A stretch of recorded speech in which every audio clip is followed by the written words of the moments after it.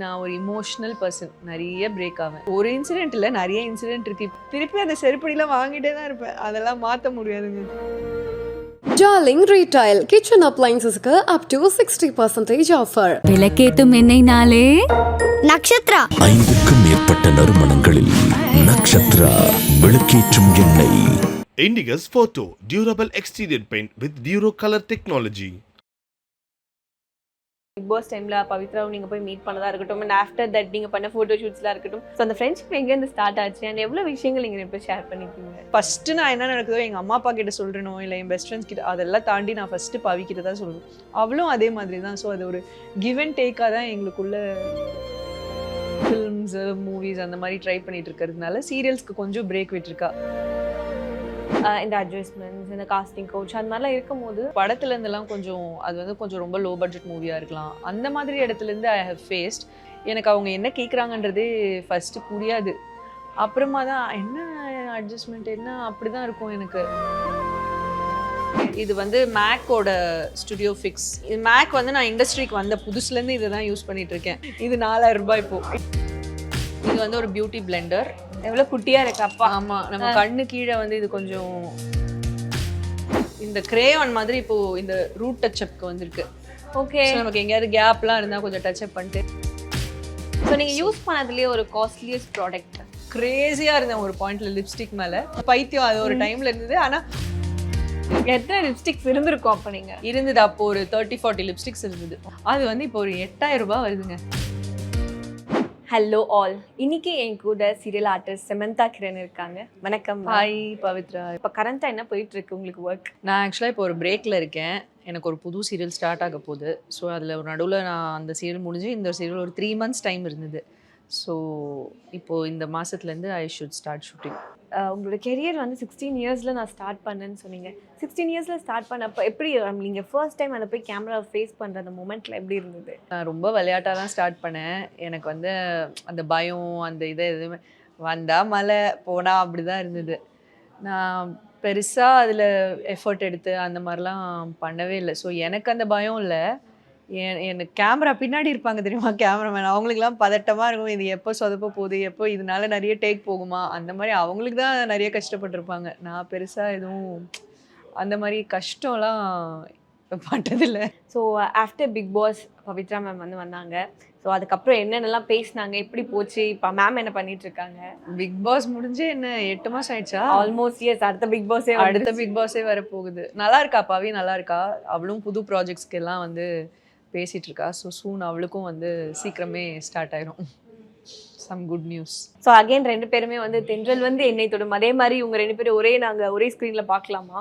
எனக்கும் அந்த ஆசையெல்லாம் இருக்குது.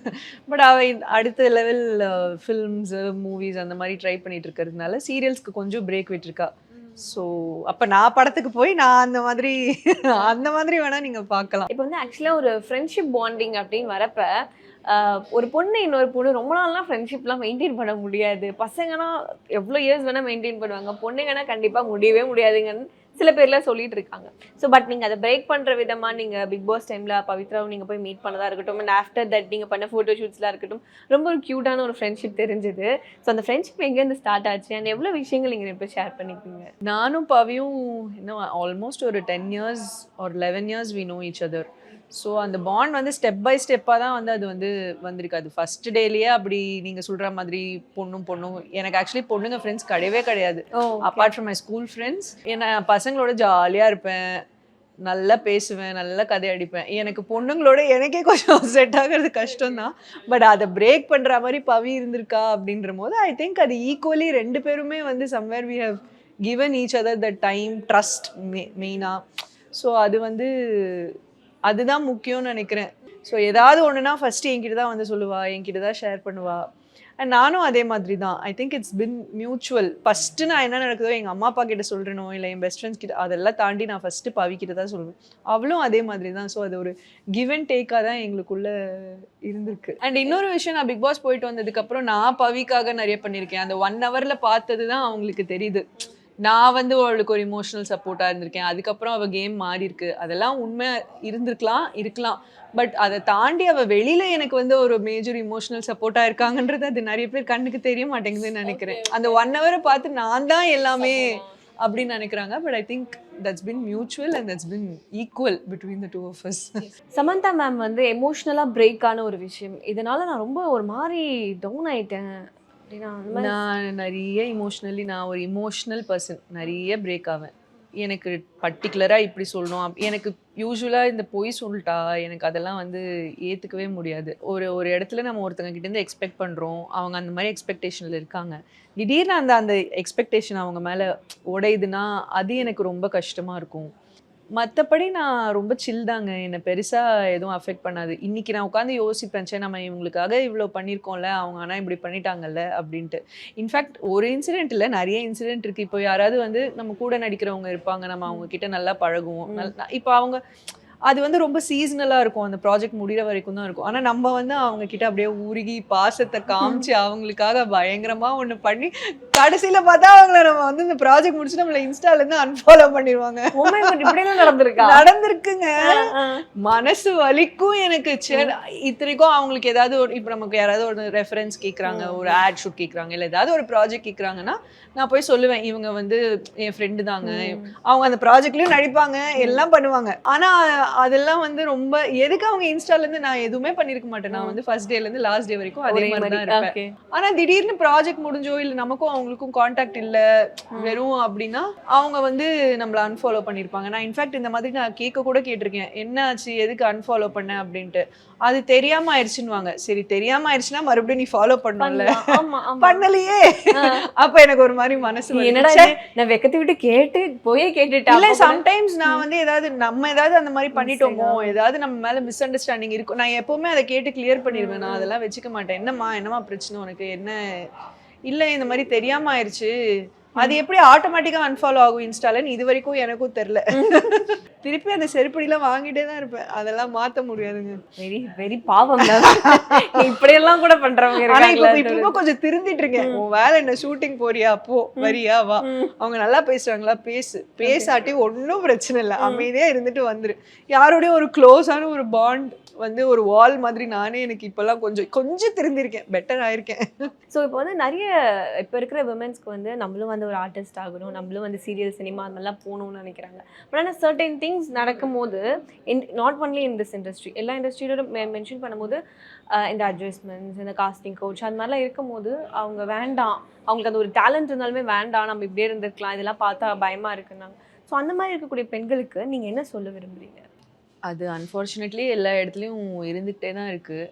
அது எனக்கு ஃபஸ்ட்டு யாராவது எனக்கு சொல்லுங்கள் ஃபஸ்ட்டு எப்படி, அப்போ தானே நான் மற்றவங்களுக்கு சொல்லுது. Not that I have faced இந்த மாதிரி ஓப்பனாலாம். But I think they should, ஒரு இடத்துல இல்லாட்டாலும் இன்னொரு இடத்துல மேபி சம்வேர் லேட் ஆனாலும் probably their talent will be ரெக்கக்னைஸ்டுன்றது தான் எனக்கு தோணுது. ஏன்னா ஒரு இடத்துல எங்கேயாவது அவங்க ஃபேஸ் பண்ணியிருந்துருக்கலாம், எல்லா இடமுமே அப்படி இருக்கணுன்றது அவசியம் கிடையாது.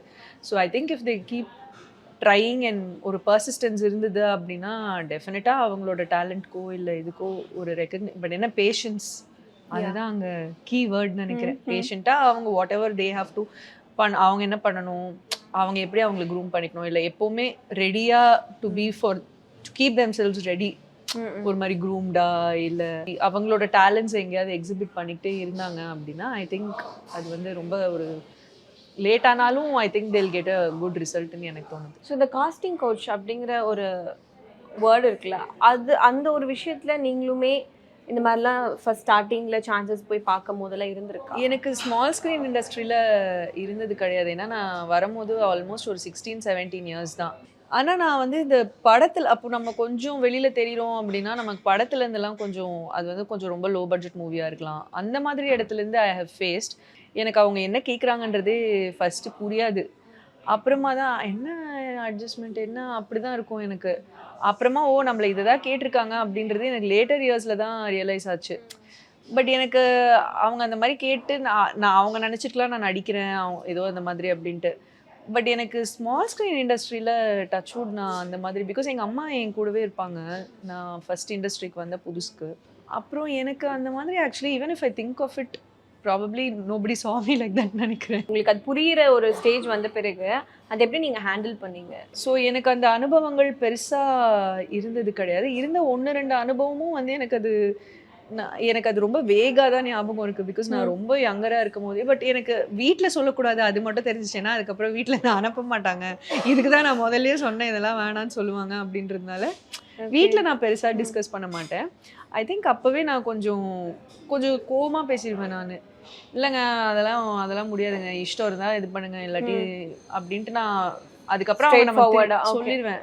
என்னை திரும்பி அவங்க காலே பண்ணாத அளவுக்கு திட்டிட்டு வச்சிருவேன் நான். ஸோ அதனால மேபி நானே என்னை ஹேண்டில் பண்ணிக்க ஆரம்பிச்சிட்டேன் சீக்கிரமே. லைக் ஒரு 16-17 இயர்ஸ்லேருந்தே அப்படின்றதுனால I think and by now I think எல்லாருக்குமே ஒரு அளவுக்கு என்ன தெரியும் இண்டஸ்ட்ரியில். ஸோ இதெல்லாம் இப்போ நான் ஃபேஸ் பண்ணணுன்ற இப்போ இல்லை கட்டாயம் ஃபாஸ்ட்ல. ஓகே, ஜென்ரலாக ஷூட்டுக்கு ரெடி ஆகுறப்ப என்னென்னலாம் காஸ்மெட்டிக்ஸ் யூஸ் பண்ணுவீங்க? எங்களுக்கு அப்படியே எக்ஸ்ப்ளோர் பண்ணி காமிச்சிடுங்க. ஆக்சுவலி இது என்னோட touch-up pouch. Okay, makeup pouch வந்து அது ஒரு பேக் மாதிரி இருக்கும். பட் அதில் பாதி யூஸ் பண்ண மாட்டேன். இதான் நான் மெயினாக யூஸ் பண்ணுறது. அதில் கொஞ்சம் ஐ ஷேடோ பேலட்ஸ் அப்படிலாம் இருக்கும். அப்படியே எடுத்துகிட்டு போகணுன்னா இந்த ஒரு காம்பேக்ட் மட்டும் தான் எடுத்துகிட்டு போவேன். ஓகே, இது வந்து மேக்கோட ஸ்டுடியோ ஃபிக்ஸ் NC35 இது. ஸோ இதுதான் என்னோட ஷேட். இதுதான் நான் யூஸ் பண்ணுறேன். இது மேக் வந்து நான் இண்டஸ்ட்ரிக்கு வந்த புதுசுலேருந்து இதை தான் யூஸ் பண்ணிட்டு இருக்கேன். இப்போ கொஞ்சம் விலை ஏற்றிட்டாங்க, அதுதான் கொஞ்சம் மனசு வலி. எம்பிட்டு இருக்கு இப்போ? இது 4000 ரூபாய் இப்போ. பட் இருந்தாலும் வேற வழியில் இதுதான் நமக்கு செட் ஆகுது அப்படின்னு சொல்லிட்டு இது வந்து நான் லாயலாக இது ஒரு யூஸ் பண்ணுற ப்ராடக்ட் இது. ஓகே, இது வந்து என்னோட சன்ஸ்க்ரீன். ஓகே, இது வந்து இப்போ கொஞ்சம் நம்ம ஸ்கின் ஏதாவது அடி வாங்காமல் இருக்கணும் அப்படின்றதுக்காக யூஸ் பண்ணுறது. இது வந்து நான் சொன்னல என்னோட டெர்மட்டாலஜிஸ்ட் ரெக்கமெண்ட் பண்ண ஒரு சன்ஸ்கிரீன், அவங்க ரெக்கமெண்ட் பண்ண ஒரு மாய்ஸ்சரைசர். ஓகே, ஸோ இது ரெண்டுமே இப்போ கொஞ்சம் ரெகுலரா யூஸ் பண்ணிட்டு இருக்கேன். அண்ட் மேம் இப்போ வந்து நிறைய பேருக்கு வந்து அந்த மேக்கப்போட மெமரிஸ் எல்லாமே இருக்கும்ல, அது ஃபர்ஸ்ட் டைம் மேக்கப் போடு இது நானா என்ன மாதிரியே இல்லையே அப்படின்ற ஒரு எக்ஸ்பீரியன்ஸ் இருக்குல்ல, ஃபர்ஸ்ட் டைம் நம்ம ப்ராப்பர் மேக்கப் போடு. ஸோ அதோட எக்ஸ்பீரியன்ஸ் பற்றி நீங்கள் சொல்லுங்கள். எனக்கு ஃபஸ்ட்டு மேக்கப்னாலே பொறுமையே கிடையாது. சின்ன வயசுலையும் சரி இப்போவுமே சரி. இப்போ கொஞ்சம் சரி ஓகே ஏதோ நம்ம வெளில வரோம். ஆனால் இப்போ நான் இன்டர்வியூ இப்படி வந்தால் தான் நீங்கள் என்ன வெளிலலாம் பார்த்தீங்கன்னா அப்படியே ஒரு இது கொண்டையை போட்டுட்டு வித்தவுட் மேக்கப்பில் நானா அப்படி இருப்பேன். ஃபர்ஸ்ட் டைம் மேக்கப் போடும்போது அப்போல்லாம் பேன் கேக் தானே நல்லா குழைச்சி அடி இப்படி பெயிண்ட் அடிக்கிறது, லிட்டரலாக பெயிண்ட் ப்ரஷ்ல தான் பெயிண்ட் பண்ணுவாங்க. ஓகே, நானே கொஞ்சம் அப்போ கருப்பாக தான் இருப்பேன். ஒரு மாதிரி நம்ம வண்டியிலலாம் ஊர் சுற்றி ஒரு மாதிரி டேண்டாக இருப்பேன். அந்த இதில் அது எல்லாருக்கும் ஒரே ஷேடு தான் அந்த மேக்கப் மேனு. அப்போ என் ஃபேஸ் ப்ளூவாயிரும். அவர் ஒரே கலரில் 2 பேன் கேக் வச்சா இதையும் குழைச்சி மூஞ்சில பெயிண்ட் அடிப்பார். என்ன இது நம்ம கிருஷ்ணர் மாதிரி ப்ளூவாக இருக்கும் அப்படின்லாம் யோசிச்ச காலங்கள் உண்டு. படா பார்த்துக்கலாம் விட அப்படின்னு தான் இருப்பேன் நான். எனக்கு மேக்கப் சுத்தமாக போட வராது. அப்போ நான் வந்து ஆர்டிஃபிஷியலாலாம் எதுவும் பண்ணது கிடையாது. எனக்கு இருந்த கலரை நான் வந்து திருப்பி பிரிங் பேக் பண்ணேன். அப்போல்லாம் ரொம்ப டேண்டாக இருப்பேன். பிகாஸ் நான் 2 வீலரில் ஹெல்மெட் போட மாட்டேன், கையெல்லாம் ஒரு மாதிரி இது பண்ணியிருப்பேன். பட் என்னோட ஒரிஜினல் கலர் நான் எடுத்துகிட்டு வரதுக்கே எனக்கு கொஞ்சம் டைம் ஆச்சு. அப்புறம் கொஞ்சம் நமக்கு விவரம் தெரிஞ்ச உடனே நல்ல டெர்மட்டாலஜிஸ்ட்டை போய் பார்ப்போம். ஸ்கின்னை கொஞ்சம் மெயின்டைன் பண்ணுறது எப்படின்னு கேட்போம். இந்த மாதிரி ஒரு 4 ப்ராடக்ட் எழுதி கொடுப்பாங்க, இதை வாங்குவோம், போடுவோம், போட மாட்டோம். இந்த மாதிரி நிறைய மிஸ்டேக்ஸ் நானும் பண்ணியிருக்கேன்.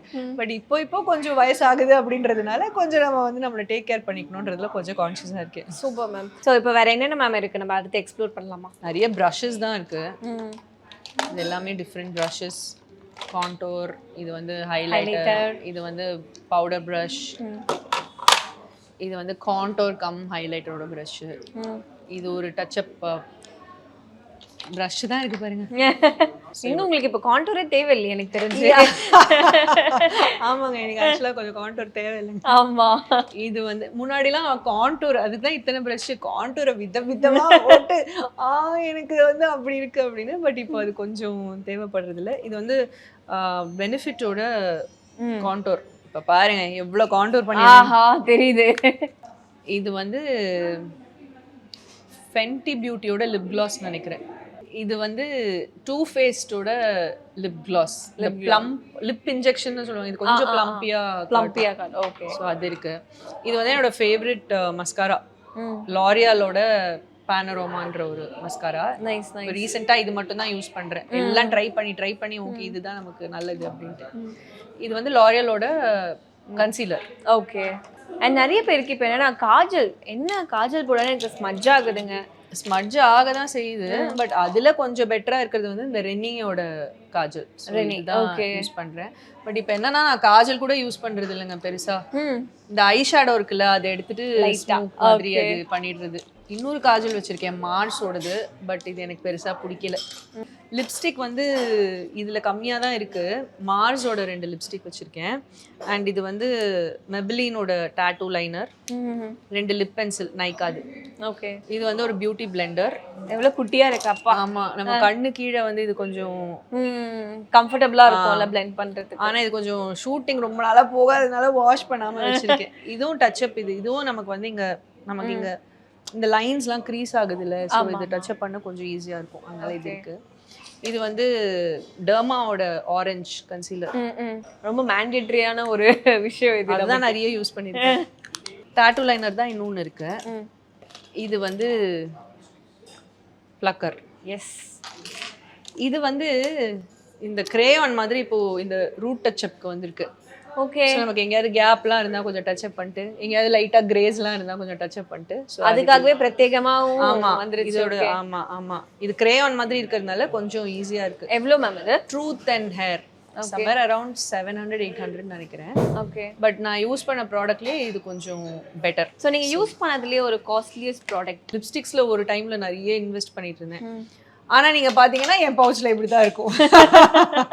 ஓகே, எவ்வளவு இருக்கும் அந்த லிப்ஸ்டிக்ஸ்லாம்? ஷார்லட் டில்பெரி இஸ் அரௌண்ட் 3,800-4,000 நினைக்கிறேன். எஸ்டெல் ஆர்டரும் கிட்டத்தட்ட அந்த மாதிரி வரும். ஃபென்டிதும் கொஞ்சம் காஸ்ட்லி தான். கிரேசியா இருந்தேன் ஒரு பாயிண்ட்ல லிப்ஸ்டிக் மேல. ஓகே, யாராவது எனக்கு ஏதாவது கிஃப்ட் பண்ணோம்னா லிப்ஸ்டிக் கிஃப்ட் பண்ணுங்க அப்படி சொல்லுவேன். நீங்களே சொல்லிட்டீங்க. அதனால அது ஒரு பைத்தியம் அது ஒரு டைம்ல இருந்தது. ஆனா ஒரு வாட்டி எல்லாத்தையும் தூக்கி அப்படியே குப்பையில போட்டேன். எத்தனை லிப்ஸ்டிக்ஸ் இருந்திருக்கும் அப்ப நீங்க? இருந்தது அப்போ ஒரு 30-40 லிப்ஸ்டிக்ஸ் இருந்தது. இப்போ கிட்டத்தட்ட ஒரு 10 கிட்ட வந்துருச்சு. ஆனா எல்லா பிராண்டுமே அப்போ நான் வந்து வாங்கியிருக்கேன். அண்ட் நீங்க வாங்கணும்னு நினைக்கிற ஒரு காஸ்மெட்டிக் இப்போ? ஆமா, பாபி பிரவுனோட இந்த ஒரு மாய்ஸ்சரைசர் ஒன்று இருக்கு. அது வந்து அப்படியே it's like it will melt like butter. வாங்கியிருக்கேன், அதையும் வாங்கி வச்சிருக்கேன். முன்னாடி வாங்கியிருக்கேன். அப்போ வந்து இந்த மினி வாங்கி வச்சிருந்தேன். அது வந்து இப்போ ஒரு 8,000 ரூபாய் வருதுங்க. ஓகே, மாய்ஸ்சரைசர் மட்டும். மனசு வலிக்குது. யாரையாவது நான் போயிட்டு இப்போ நான் யாராவது கிஃப்ட் கேட்கணும்னா ப்ளீஸ் எனக்கு அது மட்டும் வாங்கி தரியா அப்படின்வாங்க. அப்புறம் அவங்களும் சரி ஓகே, அது நமக்கு நைக்கால ஆஃபர்லாம் வரும் 5,000 6,000. அந்த 5,000 எனக்கு மனசு வராது. யாராவது வாங்கி கொடுத்துட்டாங்கன்னா ஓகே சரி வாங்கிக்கோ அப்படின்னு சொன்னாலும், சே ஒரு மாய்ஸ்சரைசர் 8,000 ரூபாய் கொடுத்து போடுற அளவுக்கு இப்போ நம்ம என்ன வெட்டி முடிச்சிட்டோம், எல்லாம் இது போதும் அப்படின்ட்டு நானே என் மனசு. ஆனால் அது வந்து என்னோட டு டூ லிஸ்ட்ல இருக்கு. Thank you so much. Bye. Darling Retail Kitchen Appliances up to 60% offer. விளக்கேத்தும் எண்ணெய்னாலே நக்ஷத்ரா. 5க்கும் மேற்பட்ட நறுமணங்களில் நக்ஷத்ரா விளக்கேற்றும் எண்ணெய். Indigus Photo Durable Exterior Paint with Duro Color Technology.